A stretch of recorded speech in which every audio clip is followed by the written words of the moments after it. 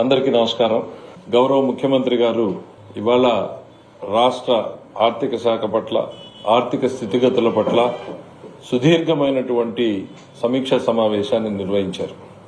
దాదాపు 3 గంటల సేపు సాగినటువంటి సమీక్షా సమావేశంలో అనేక నిర్ణయాలు తీసుకోవడం జరిగింది.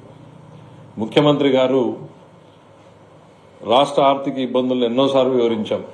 ఒకవైపు 10 లక్షల కోట్ల రూపాయల బకాయిలు, ప్రతిరోజు కూడా దానికి చెల్లించాల్సినటువంటి వడ్డీలు, దానికి మించి 1,30,000 కోట్ల రూపాయలకు సంబంధించి చెల్లించాల్సినటువంటి బకాయిలు, ప్రతి వర్గం నుంచి కూడా ఒత్తిళ్లు, ఇవన్నింటినీ ఉన్నటువంటి నేపథ్యంలో నిలిచిపోయినటువంటి కేంద్ర ప్రాయోజిత పథకాలు, దాదాపు 94 పథకాలు నిలిచిపోయాయి.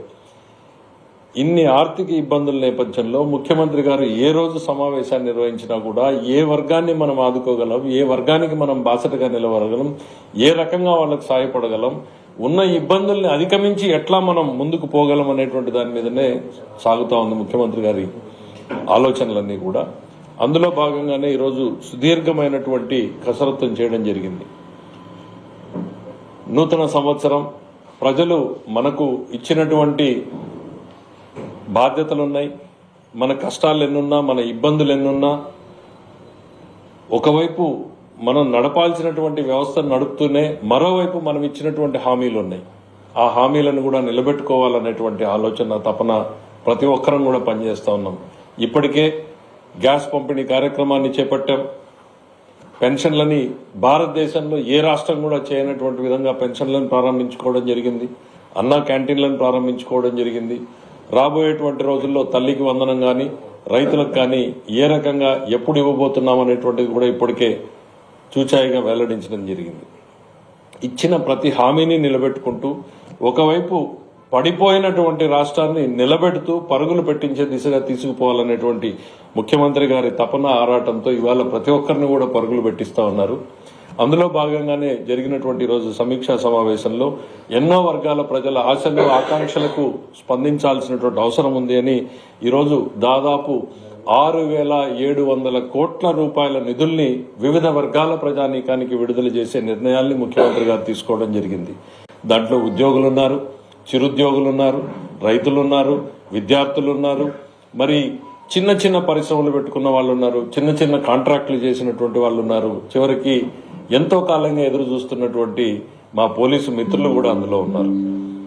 ఇది మాకు ప్రతి ఒక్కరికి కూడా శక్తికి మించి చేయాలనేటువంటి ఆలోచనే మాకుంది. కానీ ఉన్నటువంటి పరిమితులు మీ అందరికీ కూడా తెలుసు. ప్రతిరోజు రోజు రోజుకి బ్యాలెన్స్ చేసుకోవడమే ఇబ్బందిగా మారినటువంటి పరిస్థితులు. ఈ పరిస్థితుల్లో మనం ఈ వర్గాలన్నింటినీ చేయాలి అనేటువంటిది ఒక సుదీర్ఘమైన కసరత్తు చేసిన తర్వాత ఇవాళ జీపీఎఫ్ ఏదైతే చాలా ఉద్యోగులది పెండింగ్ ఉంది, వాళ్ళ జీపీఎఫ్ పెండింగ్ కానీ ఈరోజు 519 కోట్ల రూపాయలని విడుదల చేయడానికి నిర్ణయం తీసుకోవడం జరిగింది.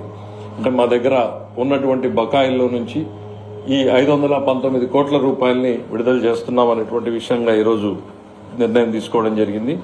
అట్లానే చాలా కాలంగా ఆ పోలీసు మిత్రులు ఎక్కడ కనపడినా కూడా ఎంతో ఆతృతగా అడిగేటువంటి పరిస్థితి ఉంది వాళ్ళ సరెండర్ లీవ్ ఎన్కాష్మెంట్ గురించి.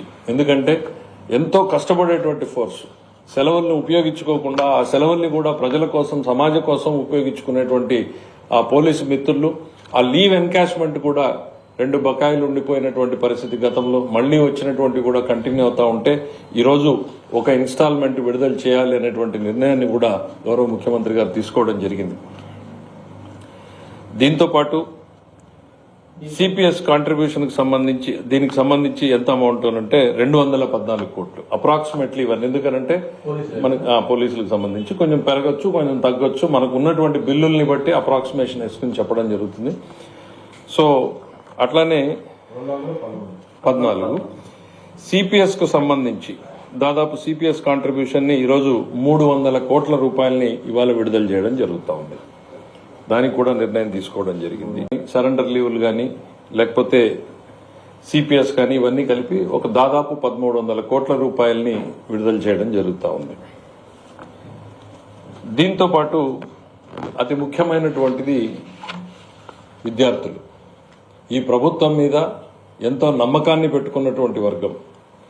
లోకేష్ బాబు గారు పాదయాత్ర చేస్తూ యోగళం పాదయాత్రలో ఆయన ఇచ్చినటువంటి ప్రతి హామీని కూడా నిలబెట్టుకునేటువంటి దిశగా ఈ ప్రభుత్వం ముందుకు సాగుతూ ఉంది. ఆయన పాదయాత్రలో చాలా దగ్గరలో విద్యార్థుల్ని కలిసినప్పుడు చెప్పాడు, ఈ ప్రభుత్వం చేసినటువంటి విధానాల వల్ల మీరు నష్టపోతున్నారు, మీకు ఈరోజు సర్టిఫికెట్లు రావడం లేదు, ఈ అధిగమించి మేనేజ్మెంట్కే డైరెక్ట్ ఫీజు రీయింబర్స్మెంట్ ఇచ్చి మీకు దాని నుంచి విముక్తి కల్పిస్తామనేటువంటి చెప్తా వచ్చారు. చాలా పెద్ద మొత్తంలో బకాయిలు ఉన్నాయి. అయినా దానికి గాను ఒక విషయంలో మాత్రం లోకేష్ బాబు గారిని చూసి వాళ్ళ మంత్రివర్గ సహచరులు కొంత భయపడాల్సినటువంటి పరిస్థితి ఉంది. ఆయన చేంజ్ చేసడంలో విపరీతంగా చేంజ్ చేస్తున్నాడు. మాకు గుడ్ మార్నింగ్ మెసేజ్ రాదు ఆర్థిక శాఖ మంత్రిగా. నాకు ఆయన ఆ మంత్లో ఆ వీక్లో ఏం టార్గెట్ పెట్టుకుంటాడో దాని మీదనే పెడతాడన్నా, మా ఫీజు రీయింబర్స్మెంట్ బకాయిలు ఉన్నాయి, మీరు ఎప్పుడు ఇస్తున్నారు అనేటువంటిది.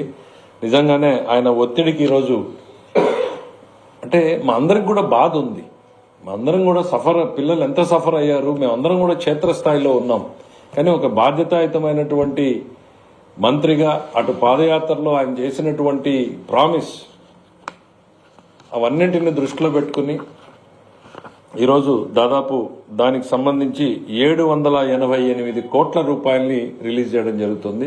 దాదాపు 6.5 లక్షల మంది విద్యార్థులకు ఇది ఉపయోగపడుతుంది. ఇప్పుడున్నటువంటి కష్టమైన పరిస్థితుల్లో ఇంత పెద్ద మొత్తం చేయడము అనంటే నిజంగా అది డెఫినెట్లీ ఆ క్రెడిట్ ని నేను లోకేష్ గారికి ఇవ్వాలనుకుంటున్నాం. మేము ఆర్థిక శాఖగా మేము ప్రపోజ్ చేసినప్పుడు జనవరి నుంచి 200 లేక 250 300 మేము ఇస్తాము అనేటువంటిది ఒక ప్లాన్ చేసుకున్నాం. ఎందుకు అనంటే ఉన్న ఆర్థిక ఇబ్బందులు బట్టి ఏ రకంగా మనం అకామిడేట్ చేసుకోగలం అన్నప్పుడు, అంతకు మించి చేయలేము అన్నప్పుడు, కాకపోతే ఆయన 2-3 సార్లు దీని మీద మీటింగ్ పెట్టుకోవడం, ఏ రకంగా సఫర్ అవుతున్నారు విద్యార్థులు, ఇంకొక యూనివర్సిటీగా సర్టిఫికెట్ లేక బ్లాక్ అవుతున్నారు, మనం ఎంత రిస్క్ అయినా సరే మిగిలింది కొంత డిలే అయినా సరే ఇక్కడ చెయ్యాలి అనేటువంటిది గట్టిగా పట్టుబట్టడంతో ఇవాళ దాని మీద 788 కోట్ల రూపాయలని విడుదల చేయడం జరుగుతూ ఉంది. మరి దీంతో పాటు ఎస్సీ ఎస్టీ విద్యార్థుల స్కాలర్షిప్లు ఇవన్నీ కూడా ఇందులో భాగంగానే విడుదల చేయడం జరుగుతూ ఉంది. మరి ఇవన్నింటికి మించి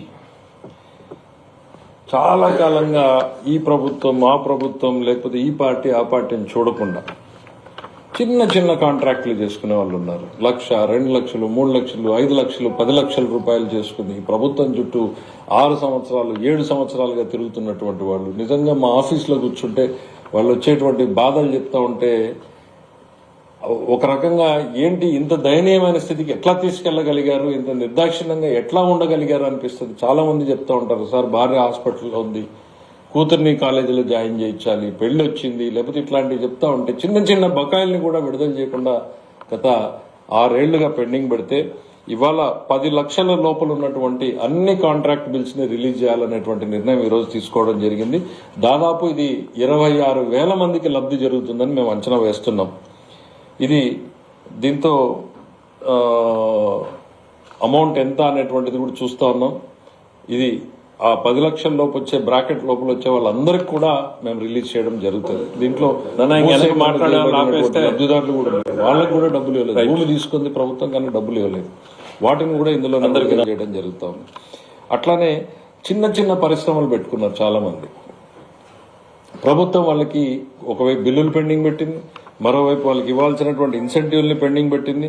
దాదాపు ఇవాళ 651 కంపెనీలు 90 కోట్ల రూపాయల్ని మేము విడుదల చేయడం జరుగుతూ ఉంది. దీంతో పాటు మరో 6,000 మంది కంటే ఇంకా చిన్న చిన్న మైక్రో ఎంటర్ప్రైజెస్ పెట్టుకున్న వాళ్ళు మొత్తం ఒక 6,000 మందికి ఈ 100 కోట్ల 90 కోట్ల 100 కోట్ల రూపాయలతో బెనిఫిట్ చేయడం జరుగుతూ ఉంది.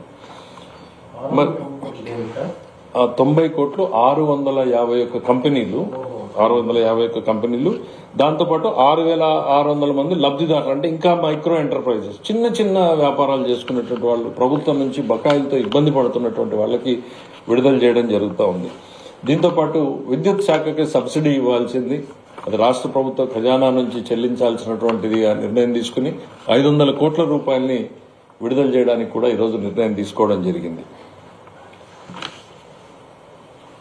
దీంతోపాటు ఎన్టీఆర్ వైద్య సేవ ట్రస్ట్ కింద వాళ్ళు దాదాపు 3,000 కోట్ల బకాయిలు పెండింగ్ పెట్టిపోయారు.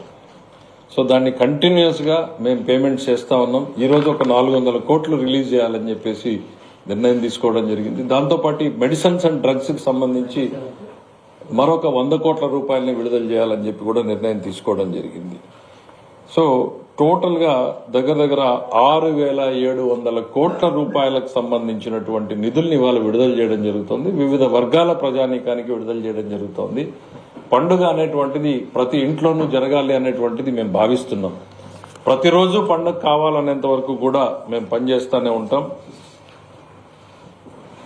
ప్రతిరోజు పండుగలా ఉండాలి అనేటువంటిది. కాంట్రాక్టర్లకు సంబంధించి దాదాపు 586 కోట్ల రూపాయలు అవుతుంది. సో దాన్ని కూడా విడుదల చేయడం జరుగుతూ ఉంది.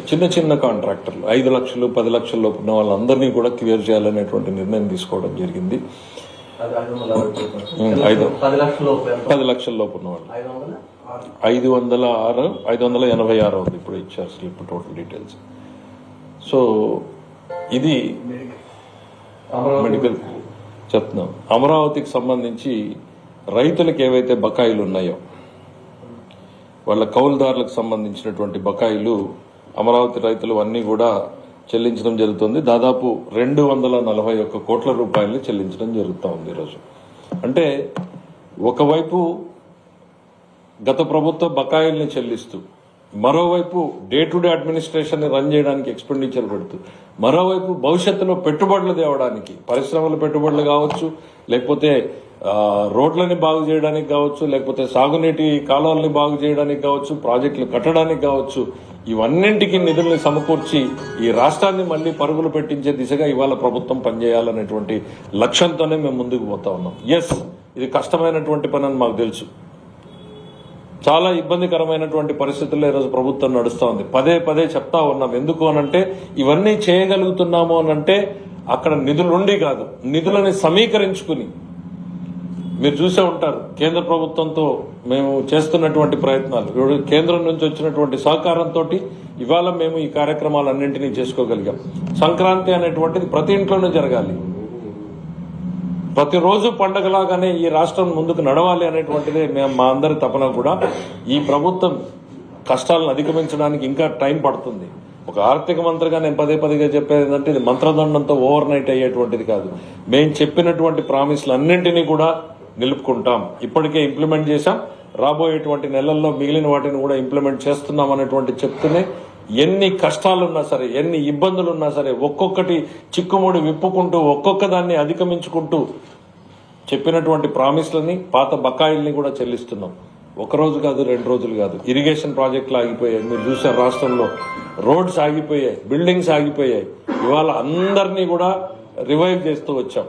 కేంద్ర ప్రభుత్వం నుంచి వచ్చేటువంటివి 94 పథకాలు. నేను పదే చెప్తా ఉన్నా. 94 పథకాలకు సంబంధించినటువంటి వాటిని మూసేశారు, నిర్వీర్యం చేశారు, ఉపయోగించకుండా చేశారు. ఎట్లా చేశారు? కేంద్రం 60 పైసలు ఇచ్చి మనం 40 పైసలు పెట్టాల్సినటువంటి పరిస్థితుల్లో 60-40 షేర్ ఉన్న దగ్గర ఆ 60 పైసల్ని తీసుకుని వాడేశారు. కేంద్రానికి యూసీలు ఇవ్వకపోవడంతో ఆ పథకాలన్నీ కూడా నిధులు వాడలేకుండా పోయినటువంటి పరిస్థితులు వస్తే మేము వచ్చిన తర్వాత ఇవాళ 6,000 పైన కోట్ల రూపాయలని కేంద్రానికి చెల్లించాం. ఎందుకనంటే అవన్నింటికి యూటిలైజేషన్ సర్టిఫికెట్ ఇచ్చి ఆ పథకాలని దాదాపు 73 పథకాలని మేము రివైవ్ చేసాం ఇప్పటికీ. ఎందుకంటే ఇది రాష్ట్ర ప్రభుత్వాన్ని గాడిన పెట్టడము అనంటే వాళ్ళు 60 పైసలు వాడుకుని పోతే ఇవాళ మేము వచ్చి రాష్ట్రం కట్టాల్సినటువంటి 40 పైసలు, కేంద్రం ఇవ్వాల్సినటువంటి 60 పైసలు ఇచ్చి 100 పైసల్ని మేము జమ చేసి ఇవాళ పథకాలని రీస్టార్ట్ చేశాం. 6,000 కోట్ల పైన అయింది ఆ పథకాల కోసం. 6,000 కోట్లకు పైన ఇచ్చాం. దాని మీద డీటెయిల్డ్ గా సపరేట్ గా ఒక నోట్ కూడా ఇవ్వడం జరుగుతుంది. పదే ఎందుకు చెప్తా ఉన్నామంటే ఎట్లా రాష్ట్ర ఆర్థిక వ్యవస్థను అస్తవ్యస్తం చేసిపోతే గాడిన పెట్టేటువంటి ప్రయత్నం చేస్తున్నాం. మేమందరం కూడా ఒకే లక్ష్యంతో ఉన్నాం. ఈ రాష్ట్రాన్ని చంద్రబాబు నాయుడు గారి లీడర్షిప్ లో పరుగులు పెట్టించే దిశగా ఆయన ముందుకు తీసుకెళ్తా ఉంటే ఆయన వెనకాల ఈ రాష్ట్రంలో ఇచ్చినటువంటి ప్రతి మాటని, ప్రతి హామీని మనం నిలబెట్టుకుని ముందుకు సాగాలి అనేటువంటి ఆలోచనతోనే మేము అందరం కూడా కష్టపడి పనిచేస్తా ఉన్నాం.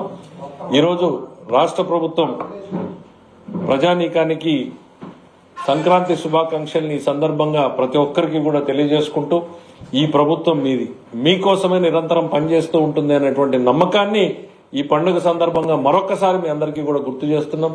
చిన్న ఉద్యోగస్తులు కావచ్చు, చిన్న కాంట్రాక్టర్లు కావచ్చు, చిరు వ్యాపారులు కావచ్చు, లేకపోతే విద్యార్థులు కావచ్చు, ఉద్యోగులు కావచ్చు, మా రైతన్నలు కావచ్చు, లేకపోతే మా మహిళా సోదరీమణులు కావచ్చు, ప్రతి ఒక్కరికి కూడా బాసటగా నిలవడం కోసమే ఈరోజు ఈ ప్రభుత్వం పనిచేస్తూ ఉంటుందనేటువంటి తెలియజేసుకుంటూ, సంక్రాంతి సందర్భంగా శక్తికి మించి ఇవాళ ఈ అన్ని వర్గాల వారికి బాసటగా నిలిచేటువంటి ఈ ప్రభుత్వాన్ని మీరందరూ కూడా మనస్ఫూర్తిగా ఆశీర్వదించాలని కోరుతూ ప్రతి ఒక్కరికి కూడా సంక్రాంతి శుభాకాంక్షలు. Thank you. 10 లక్షలపై ఉన్నాయి ఇప్పుడు మాకు ఎప్పుడు తెలుస్తుంది?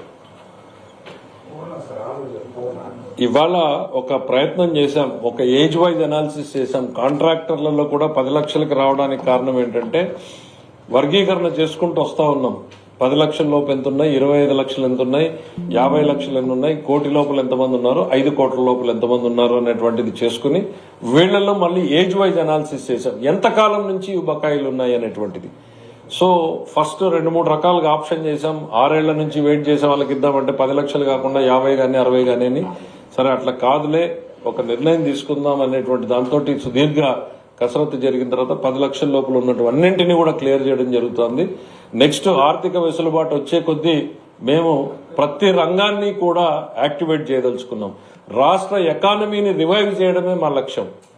రీస్టార్ట్ ది ఎకానమీ అనేటువంటి పరిస్థితిలోకి వెళ్తాము. ప్రతి రంగాన్ని కూడా నిలిపేశారు. నేను పదే చెప్తున్నా, రాష్ట్ర ప్రభుత్వానికి ప్రాఫిట్ ఉండదు. రాష్ట్ర ప్రభుత్వం చేయాల్సింది సమాజంలో డబ్బు చలామణి పెరిగేలాగా చూడాలి. ప్రజల వద్ద డబ్బు పెరుగుతూ ఉంటే, తిరుగుతూ ఉంటేనే రాష్ట్ర ప్రభుత్వానికి ఆదాయం కూడా వస్తుంది.